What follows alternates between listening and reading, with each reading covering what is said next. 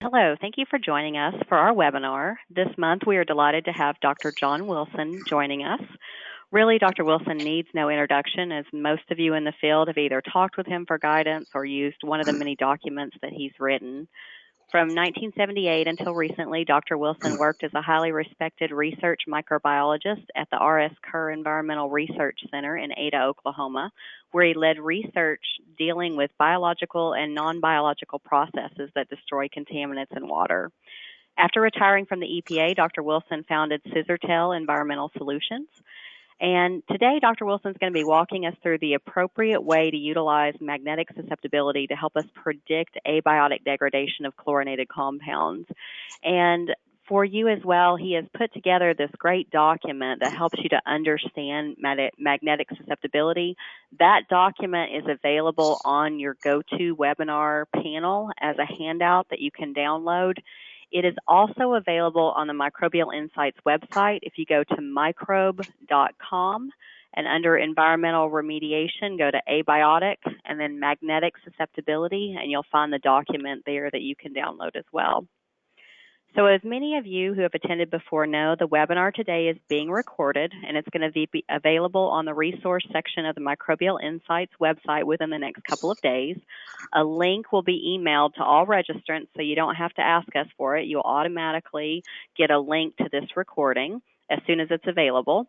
And at the end of the morning's webinar, there's going to be a question and answer period. So if you have questions that you think of while Dr. Wilson's talking, please go ahead and type them into your GoToWebinar panel under the questions section, and we will answer as many of those as possible at the end of the webinar.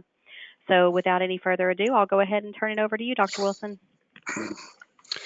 Well, let's talk a little bit about magnetite in aquifers and what chemical reaction with magnetite can do for risk management of certain chlorinated contaminants. Magnetite is basically the black sand that's often seen in unconsolidated sand aquifers. It forms as granites and rhyolites and other igneous rocks cool from a magma melt. And then when these source rocks weather, then the magnetite crystals end up as a black sand. As a little experiment, you can often separate magnetite from sand by putting some in a beaker with a magnetic spin bar. Many magnetites will chemically degrade PCE or TCE or the DCEs or vinyl chloride.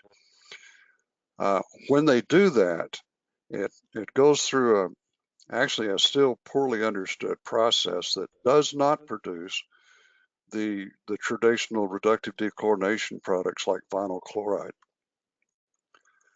We understand a little bit about how carbon tetrachloride interacts with magnetite. It's a one electron transfer. The chlorine atom ends up with the electron to become chloride, and the remaining carbon tetrachloride molecule becomes a trichloromethyl radical. If the chlorinated alkenes go through a similar pathway, these radicals could interact with water to form a variety of oxygenated compounds that are not typically analyzed for or detected. If you're using something like EPA method 8260 to follow the behavior of a chlorinated solvent plume that's interacting with magnetite, it looks like the chlorinated solvents are magically disappearing because they don't show up as the traditional reductive dechlorination processes that we're all trained to look for. Some years ago, Mark Ferre with the Minnesota Pollution Control Agency had one of these mystery plumes where TCE and cis-DCE in the aquifer was disappearing, but he wasn't seeing vinyl chloride or ethene. Mark donated one of his holidays to come down to the Kerr lab and set up a microcosm study to see if he and we could figure out what was happening with that. The data are published in Ferre et al. 2004. And we were astounded. Mark is a microbiologist and so am I. So we did a traditional microbiology experiment with an autoclave control, thinking that would kill the biology and show that it was caused by organisms. Well, the cis-DCE went away, but it went away just as fast in the autoclave controls. So obviously there's something else happening with this material. About the time we were presented with this conundrum, Lee and Batchelor, working at Texas A&M University, did what is now a landmark study on abiotic transformations of the chlorinated alkenes on a variety of geological minerals. And what they found is that synthetic magnetite produced in their laboratory would degrade PCE or TCE or cis-DCE or vinyl chloride. And the rate constants were roughly the same for all 4 compounds. As far as I'm concerned, operationally, they're really not much different at all. The degradation occurs on the surface of the magnetite crystals, so they express the rate constant normalized to the surface area of the crystal presented to a certain volume of water. So that's why you get this funny unit of meter squares per day. They also noticed that if they dosed up the synthetic magnetite with iron 2, that the rate constant was 10 times as fast. Magnetite is a magnetic material, which gives us an opportunity to measure it with a little simple instrument called a magnetic susceptibility meter. And so these things are readily available, they're cheap, they have high sensitivity, and so they can look in and identify magnetic materials. And it turns out that magnetite is by far the most important magnetic material in water supply aquifers. So this shows the relationship between measured magnetic susceptibility and the quantity of magnetic materials that can be extracted with a strong magnet. You see that it's a linear relationship over several orders of magnitude. You can also see that there's some scatter. It's not a perfect tool. It's plus or minus a factor of 3 either direction, but it's a good way to get at least an estimate of how much magnetite would be in aquifer sediment. There's no other convenient, affordable technique. There's no direct test for magnetite other than pulling it out with a magnet and doing something like Mossbauer spectroscopy. So we used the Lee and Batchelor kinetic constants, their rate constants, and did some studies of surface area of the magnetite crystals in that sample that Mark Ferre brought down to Ada, and the little model fit very nicely. Lee and Batchelor's rate constants explain the rate of disappearance of cis-DCE and samples of this sediment from Minnesota where cis-DCE was magically disappearing. So that's sort of how the business got started. Last year, an interesting paper came out that kind of raised some questions about whether it was magnetite that was carrying it out and what was really going on. And basically what they said is we're not entirely sure that magnetite under anoxic conditions degrades PCE or TCE. They also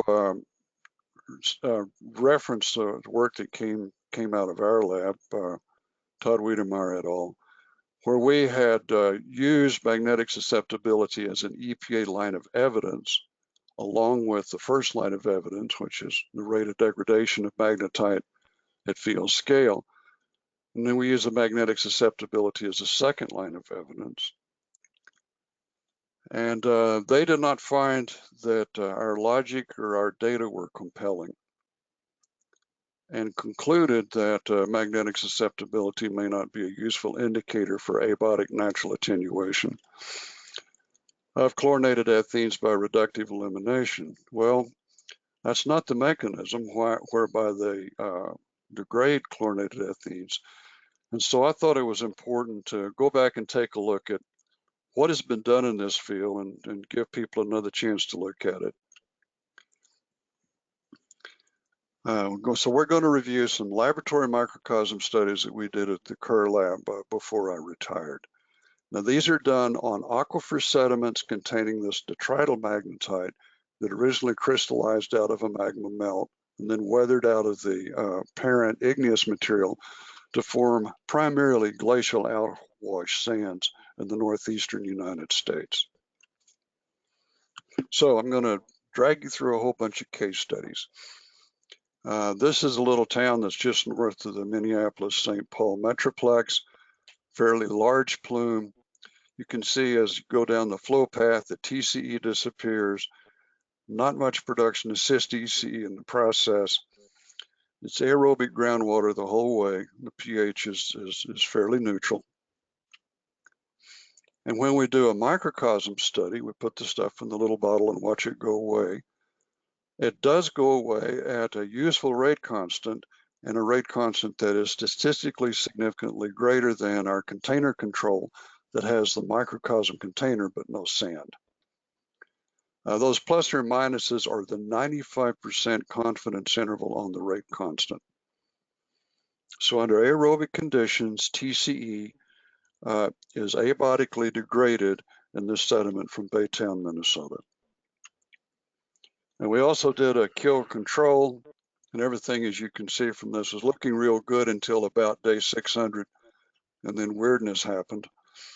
I was tempted to not show you this, but I thought for the sake of completeness, I ought to show you that not every microcosm study works out like you plan it should.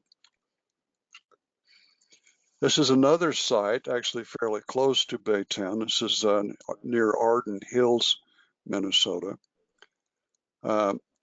This particular plume had a fairly stout source at well OU 580, shown by the red arrow.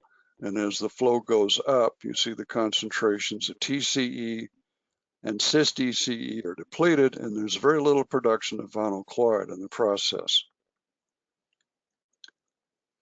This particular plume is aerobic, and I'm sorry, this particular plume is, yeah, it's aerobic. And so this is the PCE degradation in those samples. And so we see PCE is disappearing at a rate constant that's faster than the container controls. And TCE is disappearing at a rate constant that's statistically faster than the container controls. And for this particular site, we also did a study of cis-DCE, and cis-DCE is disappearing at a rate constant faster than the container controls. All right, now let's look at a third site. This one's just literally a couple of miles away from the second one that I just showed you. Again, we have a fairly stout source and this disappearing down gradient with no accumulation or minor detectable accumulation for any of the wells at any time of vinyl chloride. This one's anaerobic. So iron is not detected in the down gradient wells. Again, the pH is around 7. In this particular case, that went away faster in the container controls than it did in the microcosms. So this is degradation of PCE, not detectable in the microcosm study. This is TCE, not detectable in the microcosm study. Now, the loss in the container controls is diffusion across the septum and across the Teflon face into septum behind it. The material that had sediment, basically the sediment occupied quite a bit of the diffusion space. The stuff had to diffuse through a tortuous pore fill porosity. And so that's probably why it went away more rapidly in the controls than it did in the microcosms. But the point of this is there are some sediments, and this is an anoxic sediment, where we didn't see any evidence of degradation of either TCE or PCE. Now let's take a look and see what's happening with the cis. That's important at this site because as the plume goes along the flow path towards the residential wells, which were the receptors that the Minnesota Pollution Control Agency was trying to protect, most of the PCE and TCE finds its way into cis, at least a good portion of it does. And the cis-DCE did degrade, even though the PCE and the TCE did not. So I've shown you just a few data for a few wells. MPCA followed this site very closely. They did a source removal, they did a pump and treat system. And what has happened over about 15 years of experience is the combination of source removal, pump and treat, and the abiotic degradation of cis-DCE has caused this plume to disappear. It's pretty much gone. So pulling all of this together for these three different sites, let's take a look and see how this informs Culpepper's statement. And so I've repeated their comment about existing literature and their findings with respect to anoxic conditions. Anoxic conditions are the gray conditions in this table, and that's consistent with what they said. In the absence of oxygen, in the one site that we looked at with our microcosm study, no degradation of PCE or TCE, but the cis did degrade. However, I think it's important to realize that abiotic processes are largely used for monitored natural attenuation remedies in aerobic aquifers, where the chlorinated solvents are present at relatively low concentrations, the large diffuse plume problem, and where we tested it, PCE and TCE did degrade in the aerobic sediment. So this data presented in He and al. Does show evidence that magnetite in aquifer sediment can degrade PCE and TCE under aerobic conditions, and it degraded cis under both conditions. Now, the reason I say that magnetite did it in the aerobic sediment is there's no other plausible mechanism. The other known minerals that can abiotically degrade these chlorinated solvents are unstable in the presence of molecular oxygen. So it can't be iron monosulfide mechanoite, it can't be pyrite, it can't be green rust. The only things left is magnetite. We also did a lot of microcosm studies looking at cis, because in our experience at that point, cis was actually the contaminant that was limiting the application of monitored natural attenuation. Biological processes, largely not done by Dihalococoides, just all the other bugs that can reduce PCE and TCE, were chasing the PCE and TCE into cis. So what's happening with cis? And so this is one sample, another sample from the Twin City Army Ammunition Plant near Arden Hills, Minnesota. These are oxic sediments. And so here's cis going away at a rate constant in the living microcosms and the kill controls that's significantly greater than container controls. So this shows that it is an abiotic process. I showed you these data earlier. This is that first data set I showed you, where there's very rapid degradation of cis and anoxic sediment at TCAP. This is another site on TCAP that's anoxic. Rate constants are about a third as fast, but again, quite a bit faster than the container control. And then this is another site in another part of the country. All of these data that I've been showing you to date is within 15 miles of each other.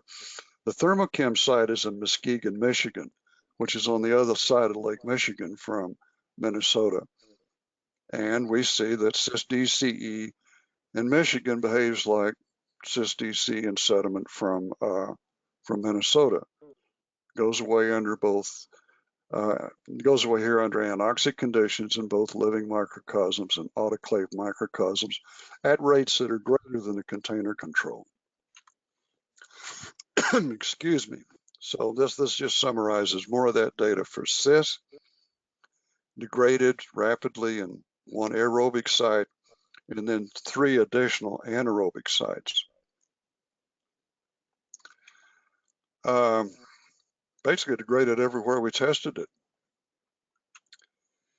So how does this fit into how the Environmental Protection Agency uses monitored natural attenuation? This is right out of the US EPA guidance document, the OSWR corrective action document.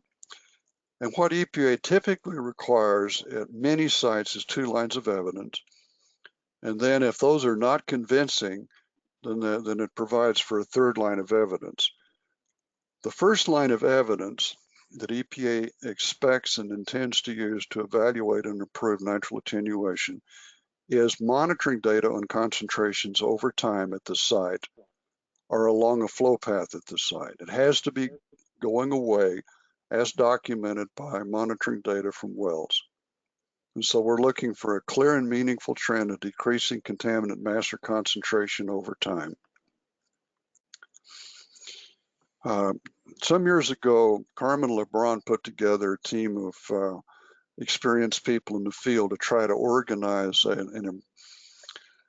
actually a more, I guess the word is objective and systematic approach to apply the EPA lines of evidence. And that is available in LeBron et al. 2015, the framework for management of bioremediation approaches. And it's discussed a little bit in our paper, Wiedemeyer et al. 2017. But what that team that worked for Carmen did with Carmen is express that first line of evidence as a first order rate constant for degradation that's necessary to calibrate a field model, calibrate a transport and fate computer model to the field data.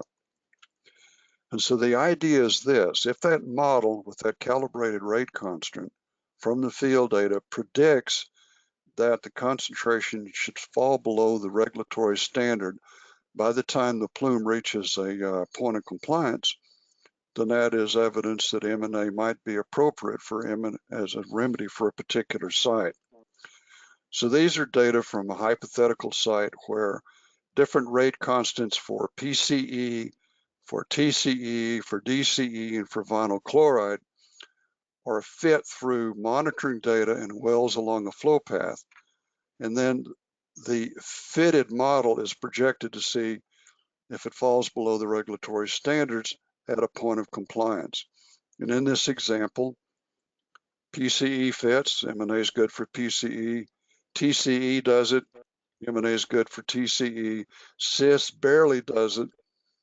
You might want to believe it, but in this example, vinyl chloride clearly does not. And so for this particular hypothetical site, M&A would not be, according to the logic that was developed by LeBron and all, a remedy for this site, and they'd have to do additional site control.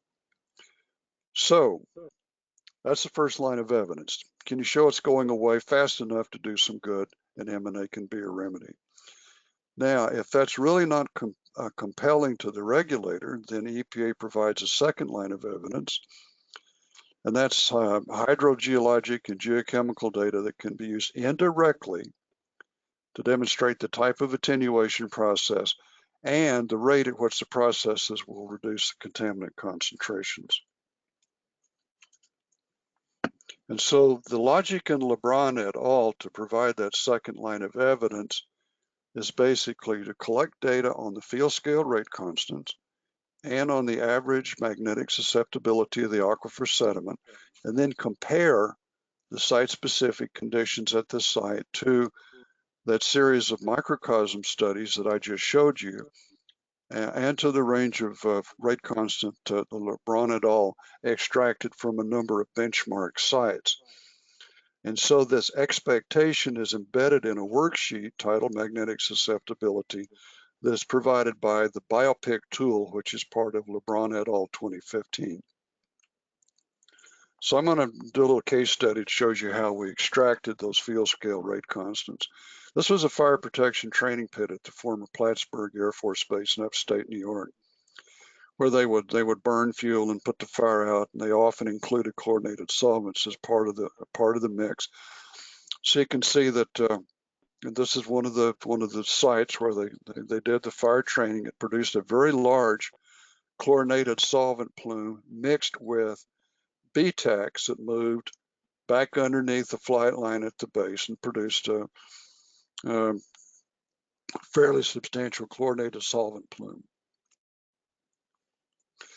In the first part of the plume, the fuels supported anaerobic processes that drove the biological reductive dechlorination process. So in the first part of the flow path, what you see is a reduction in TCE and a reduction in DCE, but there's an accumulation of vinyl chloride. At this boundary, the fuel hydrocarbons are depleted, and then for the rest of the flow path, then any degradation has to be the abiotic process. So what we're going to do is see if we can fit a rate constant to this down gradient data set, DEEF, this portion of the plume where all the stuff's going away. TCE is going away, DCE is going away, and vinyl chloride's going away. Let me point out that the amount of DCE that disappeared is not accounted for by production of vinyl chloride. Both of them are disappearing along the flow path. So what we did is we used a little simple transport and fate model, BioChlor. We set it up to the site conditions. And remember I told you that vinyl chloride is not produced during this abiotic process. So I turned off the rate constant for DCE to vinyl chloride because BioChlor is set up to describe biological reductive dechlorination. So to use the model for abiotic processes, you have to make the upstream degradation process 0 to look at the rate constant for vinyl chloride going to ethene. So you push the run centerline button and data are output. And well, it's not a perfect fit, but it's close enough. So I'm going to believe that rate constant I used to calibrate the model. And so the next task to see is there enough magnetic susceptibility approximately equal to magnetite to explain that. And so we have data on on magnetic susceptibility for 3 points in the aquifer. They are about the same number. That's actually fairly consistent from one site to another. From one site to another at this particular plume. And so we put that into the input worksheet for magnetic susceptibility. And so here's our rate constant that we got from the field scale. Here's our magnetic susceptibility of the aquifer sediment. And remember I told you that all the rate constants for all the different chlorinated ethenes are about the same.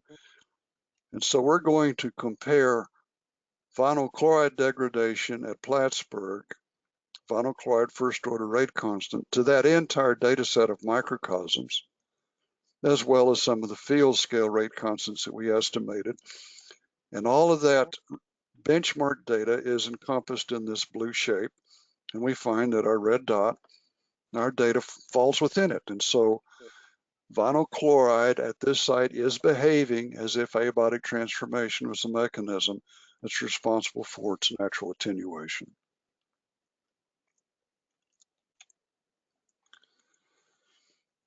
So Wiedemeyer et al. Made the following recommendations, and I'm one of the et al. We recommend that you use magnetic susceptibility to provide that second line of evidence. And so you're using it to evaluate whether abiotic degradation by magnetite is a plausible explanation for the rate constant.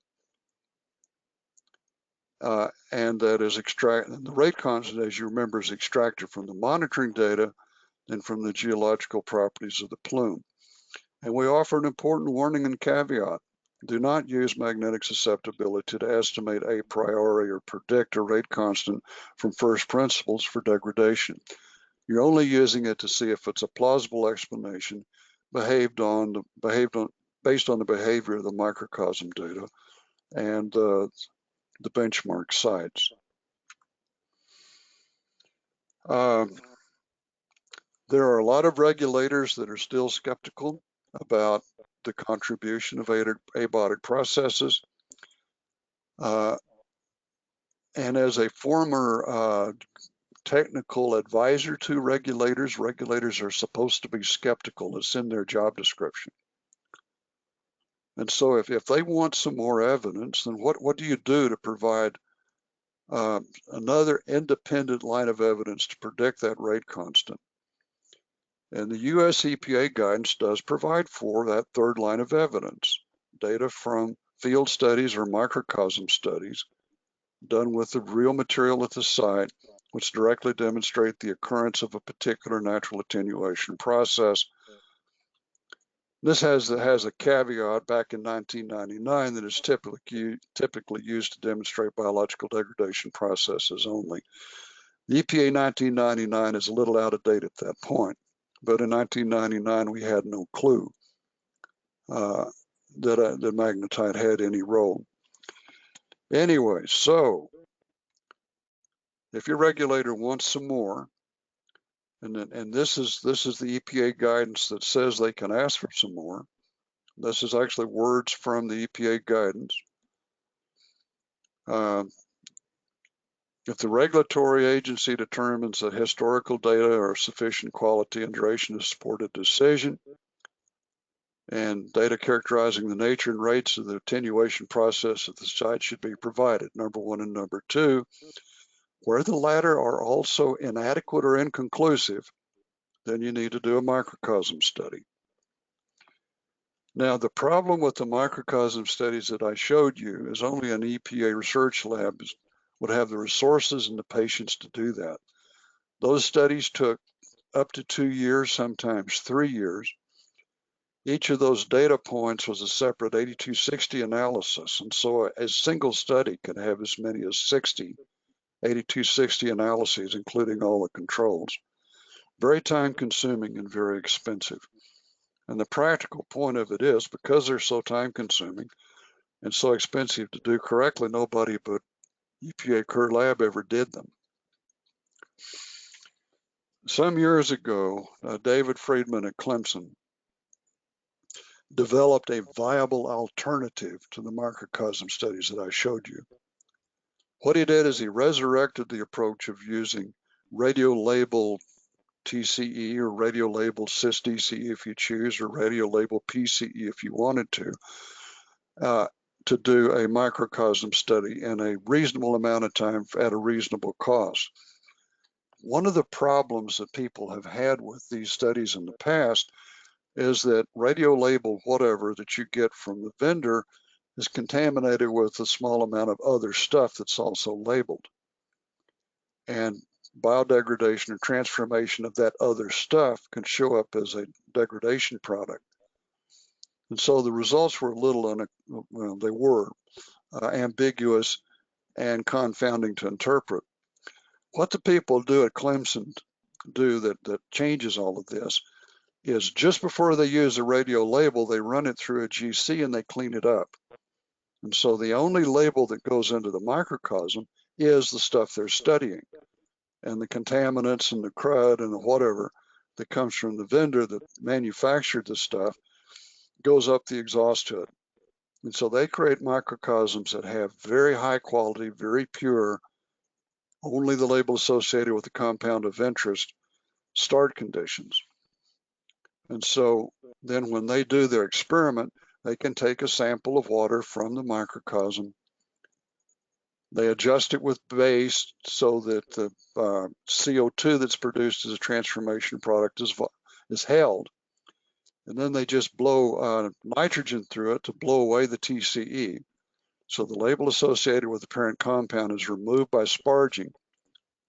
The carbon dioxide is trapped with base. It also traps any acids that are produced as a transformation product. And then the stuff that has had all the TCEs sparged out of it goes into a liquid scintillation counter. And they simply measure the accumulation of radiolabel over time and say that that's the degradation product. This assay is available from Microbial Insights. And if you're really interested in what they do, Dr. Friedman did a webinar not so long ago, and that webinar is available from MI. And it talks about a lot of different things they're doing, not just this particular application. So if you want to skip the first third, the stuff that's pertinent and interesting to understand abiotic transformation on magnetite or anything else starts with this slide. So where are we with all of this? This comment that Hamlet made to his college buddy Horatio, I think is pertinent. You know, science basically is a conceptual model that is being interpreted by engineers to make decisions against a policy matrix. And many of us in our business think that there's more things going on than we presently understand, and that I presented in this webinar. It's complicated. You can have magnetite that doesn't degrade what you want to. You can have variations in the rate constant of magnetite that extend over an order of magnitude or more. Some of it's hot and some of it's not. And we really don't understand exactly why. That's one reason why the Clemson assay is so valuable, because it gets around a lot of those assumptions. It is a direct measurement of what is happening. It will capture stuff that magnetite does, but it will capture stuff that anything else does, including stuff that we haven't dreamt of yet. So that's why I'm enthusiastic to offer it to you as a viable and useful third line of evidence if that's necessary. But again, I would offer that for many sites, it's going away, and you can see it from the monitoring data. And if you've got enough magnetic susceptibility that it's plausible, that might be all that you really need to know to move forward with an M&A remedy. I think it's important to focus the work on authentic magnetite samples from aquifer sediments. I think magnetite in aquifers is different than magnetite synthesized in the laboratory. We know that magnetite in aquifer sediments have other metals that can affect the reactivity of magnetite. It's not pure iron and oxygen. It's got other stuff. We know that the specific surface area is really an important factor, but we don't have any real tool of measuring specific surface area of magnetite in aquifer sediments. So we don't have good site characterization tools to do that first principle analysis that a lot of people in the academic world would like to do and would like to offer up. So there's a lot of opportunities, but I wanted to put all of the experiences in front of you. I think that the microcosm studies that I showed you are not extensively appreciated because I made a mistake and I hid them in the appendix of an EPA report instead of publishing them in the peer-reviewed literature. Now that EPA report is peer-reviewed. Actually, it's more rigorously reviewed than most journals, but it's hidden. And so if those of you that took the time to listen to my webinar, I thank you for that, because it gives me another chance to show you a lot of work that's been done by EPA on this topic that's relevant to understanding the contribution of magnetic materials to abiotic transformation of chlorinated solvents. I think that this is really important. Based on my experience on technical assistance I did for agencies, it is more likely, in my professional opinion, that abiotic transformations are a bigger contribution to natural attenuation in large dilute plumes than are biological processes. We have a lot of focus on dihalococoides and what it can do for us, but in the large dilute plumes that are actually the major the threats to water supply aquifers, I really think that the magnetic materials and minerals are doing most of the work for natural attenuation. So with that final comment, I'd like to open it up to questions. Let's talk about that. All right, thank you very much, Dr. Wilson. We do have several questions that have already been submitted, and if you have additional questions, please go ahead and type them into the GoToWebinar panel. Okay, so our first question is, you said that vinyl chloride is not created with degradation by magnetite. Do you see ethene and ethane formation? They're saying that they have a site with only TCE and ethene, no intermediates that are being detected. Well, we looked for ethene and ethane, but the caveat is our detection limit was not really all that good. We didn't see it, but that doesn't prove that it wasn't being produced. Based on some work that's been done by Charles Schaefer and his colleagues, I would talk to Charlie Schaefer and see if there's a possibility that ethene or ethane actually may be a product of the abiotic processes. Now, they are produced by biological transformation, but that may not be the only way they're produced. So I would take a look at it from that point of view, that the ethene and ethane might be associated with the abiotic processes. Okay. The next question is there something unique about the magnetite that you saw in the Minnesota aquifer? Not really. Since I've retired, I've looked at other places, and there are magnetites in sediments in the desert Southwest that are just the same. They weather out of granite, and so if the sand that forms the bed of the river came from a granite upland or a headland, like the Rio Grande River in New Mexico and the Sangre de Cristo Mountains in the Rocky Mountains, or the Salt River in Phoenix out of the upland on the Apache Reservation. Yeah, I think that there are sands in Southern California coming out of the Sierra Nevada that are doing the same thing. So it doesn't have to be glacial, but you need a source of the magnetite, and the magnetite that seems to be working is stuff that weathers out of granite. Okay, the next question says, if I understand correctly, magnetite should only be a factor at aerobic sites, not anoxic ones. Do you agree with this, and is this consistent with other literature?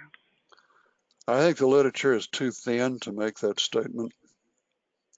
There are probably anoxic sites where TCE or PCE are going away, but we just don't have it in the literature. But we only looked at those two sites that I compared. So I think we need to do some more work before we say that anoxic sites somehow destroy the capacity of magnetite to degrade PCE or TCE. Okay, when you were talking about the 14C and Dr. Friedman studies, would you have any concern that the abiotic degradation could be volatile, where you could have, propane or acetylene that's formed that could be removed from the bottles with sparging? It's possible, and that makes the Clemson assay conservative. You may underestimate it. Now remember, in that blue shape that I showed you of plausible behavior, that thing is an order of magnitude and a half wide. And so we're still not very precise and concise in this business. And so if you lose a little bit, and it's a little bit, that's really not going to impact the interpretation. It still makes the Clemson assay valuable. Okay, at some sites we have both abiotic and biotic transformations that are happening at the same time. How do you quantify the contribution from the biotic to abiotic? Okay, I've worked quite a bit on that one, trying to use compound-specific isotope analysis to pull them apart, and didn't have a lot of success with it. The only study that I've seen in the literature on CSIA for magnetite is a little study that I and Thomas Cooter did on material from that site in Minnesota. And what we saw is that the TCE degradation fractionated strongly. The epsilon's about -30 per mil, somewhere in that range. The cis-DCE degradation didn't fractionate strong enough to be detectable above zero, somewhere around 0.5 or 0.3 or less, almost implying that there may be two different mechanisms. And so we couldn't really tell them apart. The other thing that I did see that really made an impression on me is when the biology happened, When the bugs were going and doing their thing, their rate constant was at least 10-fold higher than the rate constant for the abiotic process. So really, in terms of what was doing the job, it was either bugs or minerals. And you didn't add anything additional to try to say, well, it's bugs plus 5% minerals. And in terms of practical application, in terms of time to closure and things like that, if the biological processes are happening, they're the story. And that the abiotic processes only have application to sites where you've got a lot of residence time, you've got a lot of distance in the aquifer for contaminants to travel and be treated before they reach a receptor. Okay, there are a couple questions asking if your slides will be available, and he has made a PDF of those. So if you can email info@microbe.com, we'll send you a copy of those. Okay, the next question, Dr. Wilson, is in regards to the magnetic susceptibility spreadsheet. Can you speak more about the data and what it means if it plots outside the middle, particularly to the lower right-hand side of your plot?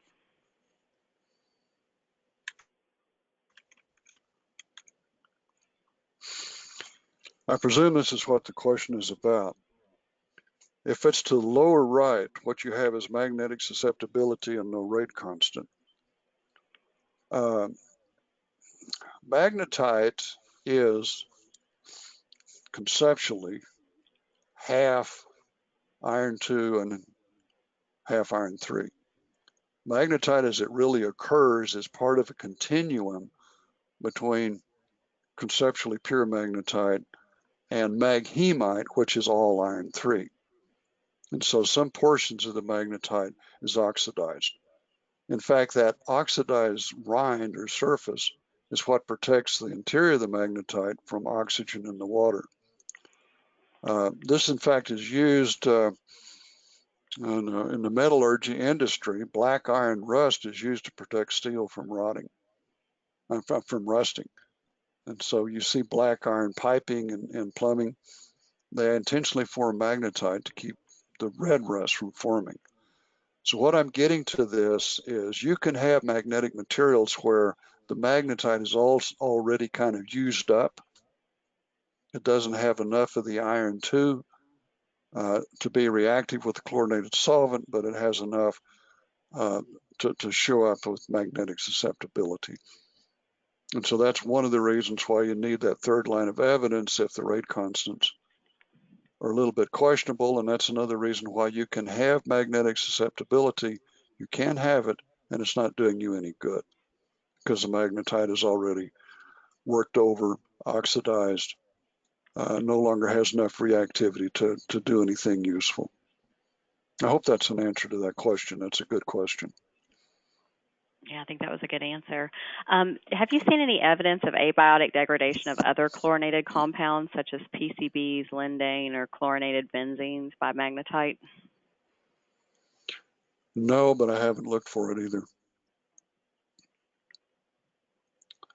The literature on that is very sparse, and we didn't do any experiments with anything other than chlorinated alkenes.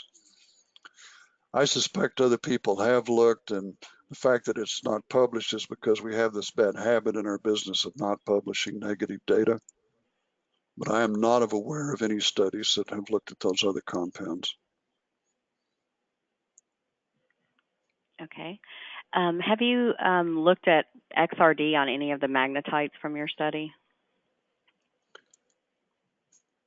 Yeah, that's in the Ferret publication. In fact, that's one of the tools that you can use to say that your magnetic material that you pull out of the sediment, that the black sand really is magnetite.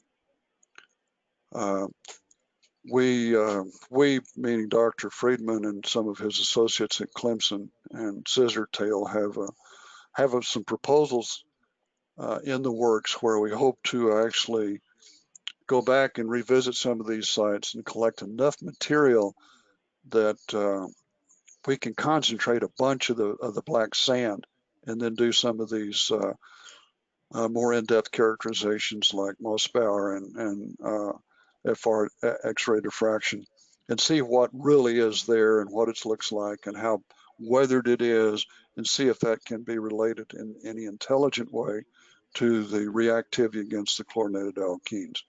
So if we get the money and we get about 3 years, hopefully we'll have more to say about that. Okay. Can you speak to the term synthetic magnetite? Is there a way to a process that's feasible for manufacture, and could this be placed into aquifers to supplement ongoing M&A? Well, many of the laboratory studies are done simply by mixing two reagents together. I forgot, I think it's iron chloride and something else. And it reacts and forms a magnetite from a water solution. That Culpeper paper mentions the recipe that they used. Lee and Batchelor mentioned the recipe that they used. I don't think that synthesis in situ would make, well, and I shouldn't say that anything isn't going to be a good idea, but it would be a very hard thing to do because you're mixing two different solutions together in a very controlled way, and that's hard to do in situ. We've tried to add magnetite to sites by simply mixing magnetic sands into things like permeable reactive barriers with limited success. I think if you're going to make an iron 2 reactive mineral in situ as part of a remedial process, you're better off working on things like iron sulfides, because the mineral that you make will be somewhere between 10 and 100 and 1,000-fold more reactive. And so most of the success that people have had with constructing reactive iron minerals in situ the success has been with the sulfides, not with magnetite. Now, having said that, I'm not going to say that somebody bright can't make it work, but it will be a challenge to do it. So kind of complementary to that, is there a way to engineer your site to help promote the rate of magnetite formation and degradation for the CVOCs? Well, put in some emulsified vegetable oil or hydrogen releasing compound or something like that and get some some iron reduction going. Produce some iron 2 in the water and you're going to load it up on the magnetite and make it 10 times as reactive. Earlier you talked about these large dilute plumes and the important contribution for the abiotic part of the process. What do you think about the co-metabolic contribution in those as well? Well, we've got a paper out in groundwater monitoring and remediation where you can send samples off to Microbial Insights, who will analyze for the concentration or abundance of genes associated with monooxygenase enzymes. And that paper has an equation that can be used to calculate a rate constant for the co-oxidation. At some sites, it's fast enough to be useful.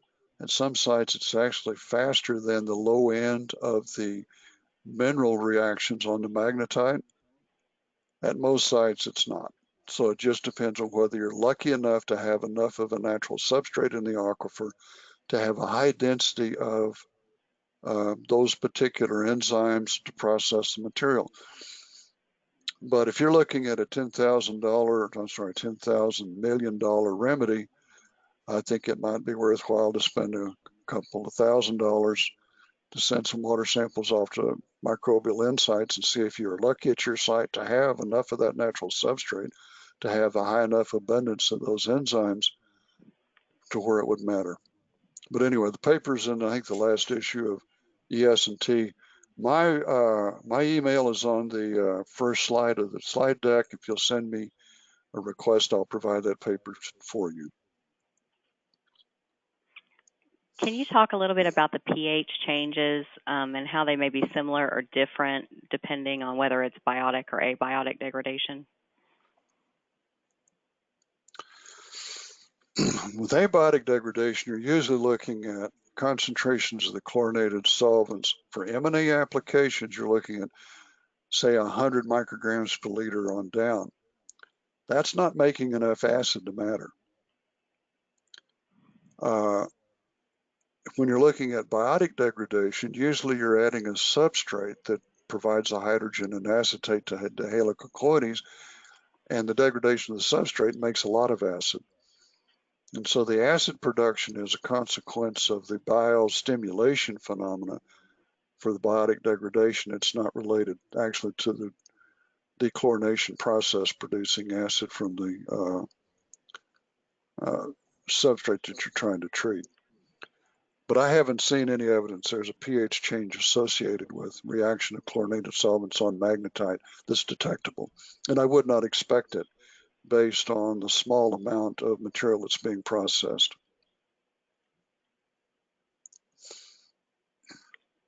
Okay, there's another question about the sheet that you have up, and you did a good job of covering the lower side. Can you also talk about the upper left-hand side, what it would mean if something were detected there? Well, that goes to the very last slide about Horatio and Hamlet. Dr. Friedman sent me an email Friday, basically summarizing some of his recent experiences. With his assay, he'll often get activity that cannot be explained by magnetic susceptibility. And so there must be something else going on. Interactions that are not captured in the existing literature.